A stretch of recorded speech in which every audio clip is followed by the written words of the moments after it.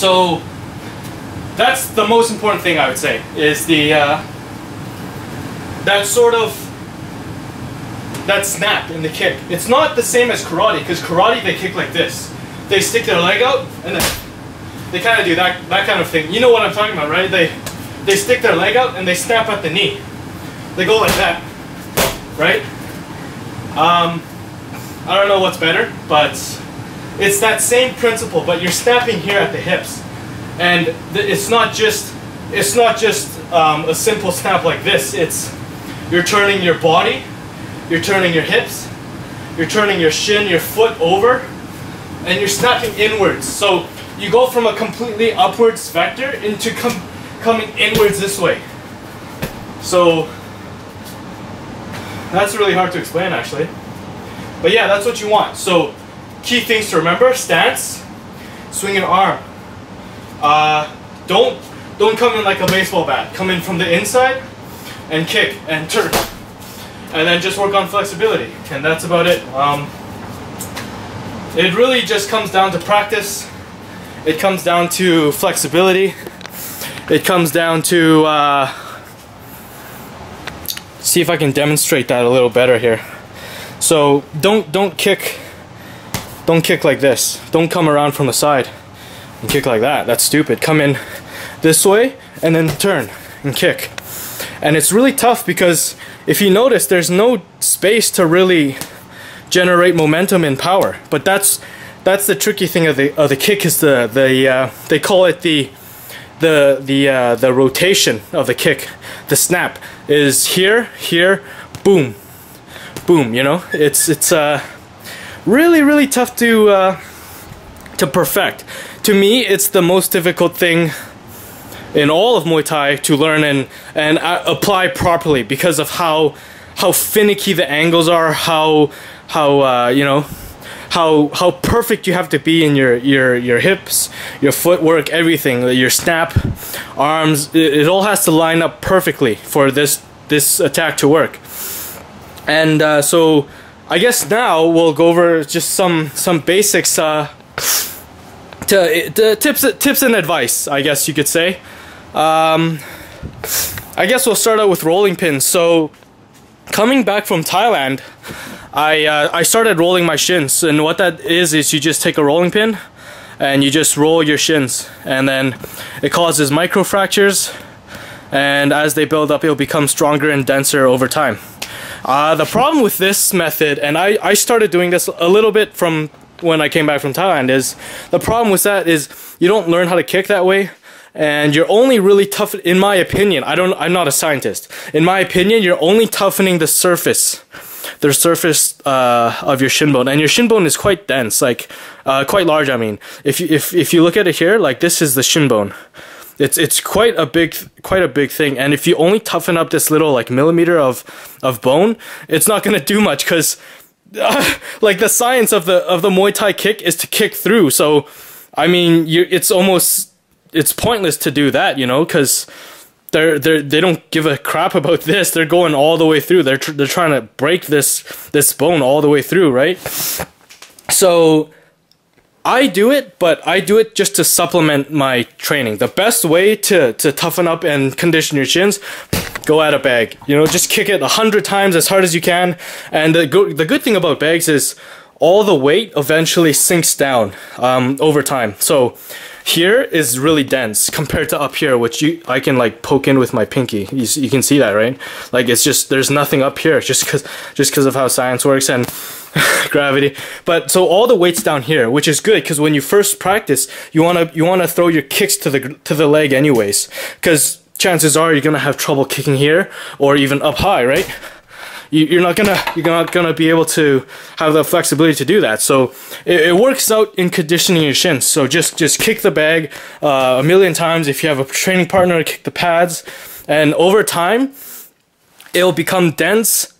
Overall, you're not just conditioning this little millimeter of shin bone. The whole thing, because of the impact force of the kick, the whole thing is getting rattled and shoken up, and the whole thing will become stronger overall, which is what you want. So don't do the rolling pins. do that. Like just train. Just train anyways, because you're gonna get better anyways. To me, this is like almost like a cop-out. This is like cutting corners and trying to take the shortcut, and it's not gonna work. Don't do that. Do this. Just kick, work on your technique, and slowly build up your shin density. So that. And I guess the rest is really just hip flexibility, because, you know, that a lot of the time, that's what's going to hold you back, is the flexibility in your hips. So one thing that the American I met at Thailand, Eric Gerber, was telling me, it's funny that in essence, he and the Russian guy I met taught me more in the few hours, whatever, I talked to them and trained with them than the Thais did. And they trained me pretty much all the time, and I think that's just a thing with tradition, is they're less open to just give information out or teach you or stuff like that, whereas I think in the West, information is more freely available. It's more, people like to share more often. So he was telling me a good way to work on your hip flexibility and just practice also the rotation of your kick, is get like a waist high table, bench, whatever, couch, and just do this. Just turn your leg over, and as you do this, pull your arm back. When this turns over, pull this back. So I don't know if I can lean far enough back, but you want to do this. Kick, right, kick, and just to practice the motion. And this foot, you wanna bounce up and down like this. So when this foot comes over, you want to go like that, and then come back and like that. I wish I had a camera operator, but you want to do this. So arm goes down, and as you turn, this foot you want to go like that too. It all kind of comes together as you can see. So just get like a waist high table or something, and just practice doing this and kind of jumping on the spot like this. This leg's kind of doing this thing, this leg's kind of doing this thing, and then switch over, and that should help you loosen up your hips. Also, you practice the rotation of like when you actually kick. Oh, I forgot that part. Okay, we'll get to that later, but a really good one also is if you put your forearms on the ground like this, and try to pull your leg up as far as you can. Actually, I'm gonna try to do this. Let me see if I can. I accidentally hit the record button, but here's the stretch. Just forearms on the ground, and try to, as far as you can, keep this leg 90. So this is like 90, and put it on the inside of your elbow, and try to do this and straighten the back leg out, and you should feel it right here in your hips. And this is a pretty good one. You know, stay like this, and then as you get better, slowly inch this foot forward, stuff like that, or push that leg out, and you should feel it right here in the hips. Another good one actually is sit back like this, put this leg on top of this knee, grab this knee or shin, and just pull like this entire body part towards you, and you should feel it here as well. That's also a very good hip stretch that I happen to do a lot.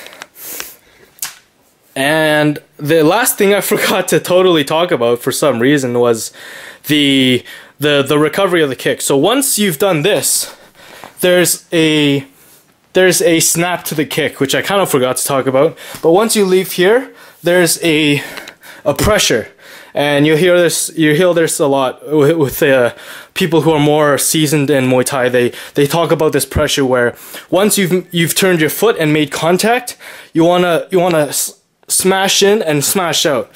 So hold on, as I do this here, zoom in a little bit. All right, so once you've made contact, you want to kind of kick your foot in and then pull your foot out. That's the kind of pressure. So here, here, here. I don't know if you can see that. It's kind of, but so here, here, and then here. You want to kind of push in and pull out. And this is I think why people get confused about how the kicks works, because all this happens really fast, and And people think you just kick as hard as you can, but it's really intricate steps that all tie in together. So I'll try to slow it down, but it's like this. I'll do like an actual up to speed kick, but it's like this, and you kick off. You kick in and then kick out. So I don't know if you can see that. It's kind of subtle. It's once you kick in, you can kind of see it kicks in, and then you kind of pull outwards as well. I purposely open my hips out and the knee like this, so maybe you can see it better. Like this. There's a kind of a push as well. The pressure of the kick here, and here. You can, I don't know, did you see that? But so that guy Eric Gerber told me a good way to practice that is just set up your leg like this and just kick off. Just kick it off like that and push in and push out and just keep practicing that. And so, hang on, left leg. So just set up your leg, kick in, kick out. It's hard to see, I know, but hopefully that helps. That's my approach to the Muay Thai roundhouse kick. I would say it works pretty well. I mean, it's all dependent on you, you know. Maybe your hips aren't as flexible, maybe you're older, or you gotta adjust.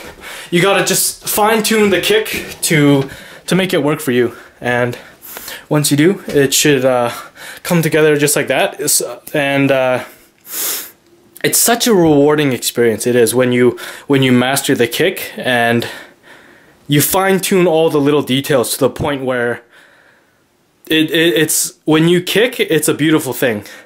Cause I sound cheesy, but like all the limbs are in the correct position. All the muscles are in the correct, you know, they're firing at the right moment. Your snap is right. Acceleration of the kick is right. Your alignment is all right. Like if you see a picture of a Muay Thai kick, it does look kind of beautiful, I think. If you kind of look at it a certain way, it's a really beautiful kick because of just how the body works. It's a good expression of how the body works. The Muay Thai kick.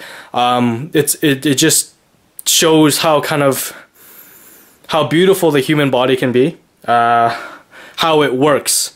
Like Bruce Lee. Like he's, you know, like he's this monster. Like just from bodybuilding. Like his forearms, everything, like he's really powerful, this guy. He's a small guy too. It's kind of like that, but it's more it's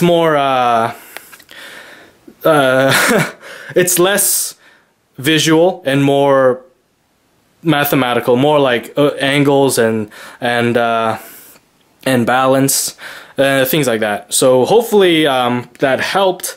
I'm thinking I may make another part to the kick video. A better part, maybe I'll have a camera operator, but as far as that goes, I think I've pretty much wrapped it all up. So good luck in your kick training. I hope it all works out for you. Remember those tips I gave you, and yeah, good luck, man. Train those shins, guys.